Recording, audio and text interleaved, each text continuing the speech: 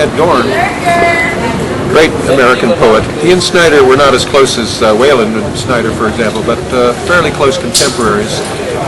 Dorn was born in 1929. This is Edward Dorn dying of cancer, actually. Those are his chemicals right there. He has a striking resemblance to Lem, doesn't he? To who? Lem, the guy that wrote us the I don't know who you're talking about. I always thought Edward Dorn looked like Andrew Jackson on the $20 bill. Lemon Anderson. Oh, I see. I saw who you mean. Yeah, he's got that kind of around the eyes, the hawkish, the rapacious look. Okay, here are some short poems by Edward Dorn. This is from his book Hello La Jolla, which is very funny. And people who thought Dorn was merely a serious poet were kind of befuddled by this one. They said, "How can you be so funny all the time? Aren't there serious things to be talked about?" Okay. Here's one called Sirius in January. It is swarming with planets. Time definitely repeats itself. That's its only job. Here is a poem called A Short Study of Death. I love that. That is so witty. He is that way. A short study of death. If you don't use your power, you'll die. Well, let's see. We've got to do some longer ones by Dorn. Let's see. They should make those into bumper stickers. What? They should make those into bumper stickers. Okay, here we go. How can one not blush to accept pay for defending the country? It is easy to see why the volunteer army doesn't work. And it isn't that the salaries are too low to attract the citizenry.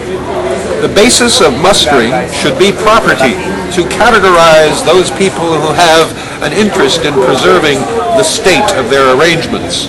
It is time the rulers of this country revived that virtuous Roman practice of defending the state personally. Okay, let's do one last little bit. This is Jack Kerouac. This is from Big Sur, remembering how it was when Snyder was around. Uh-oh, I've lost the place. Darn. Well, maybe we're not going to do this, but I guess I didn't mark. Oh, I did mark it. Here we go. No, I guess I didn't. Whoops, sorry. Let's read another one. Here, this will contextualize the scene in San Francisco. Maybe I should read this. No, I'm not going to read this. I think we're at the end. I think that's the end. That was a good end. That's a good end. No, we're gonna segue out of here. We're gonna go get some nature footage to celebrate this birthday too. So if you'll hold on in about a split second, we're gonna go down to the river and look and see if we can find some beautiful water birds. And I'm gonna read one poem by Wendell Berry and Snyder and finish this thing out. Thank you for being with us this far. Sure. Thank you. It was lovely meeting you, and I was delighted to be asked by you to join us. Well, I'm sorry some other people didn't come, but that's okay. We'll do it again next time. Thank you.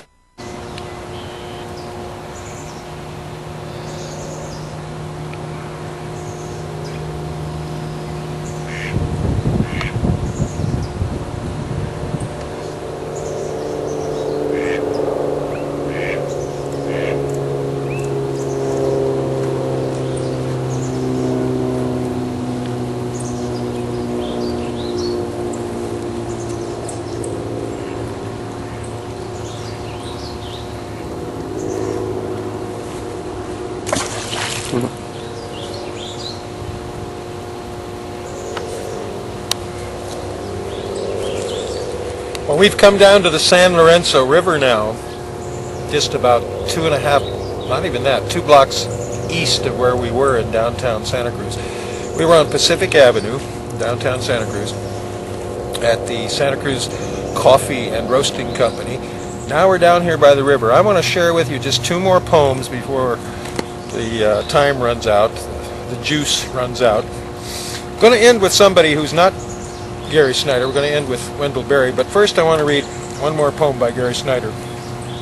And this is from, I might need my glasses, yeah, this is from this book, Mountains and Rivers Without End, which he started way back in 1956.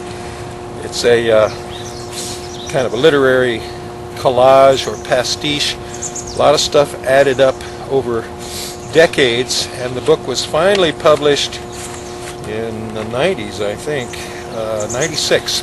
Okay, I want to read this one because it's so significant, I think. It's got a little illustration here. Look at here. This is the humpbacked flute player, and there he is in Snyder's own stylized form. I assume that's Snyder's. Here we go. The humpbacked flute player. The humpbacked flute player walks all over, sits on the boulders around the great basin. His hump is a pack. Xuanzang went to India 629 AD, returned to China 645 with 657 sutras, images, mandalas, and 50 relics.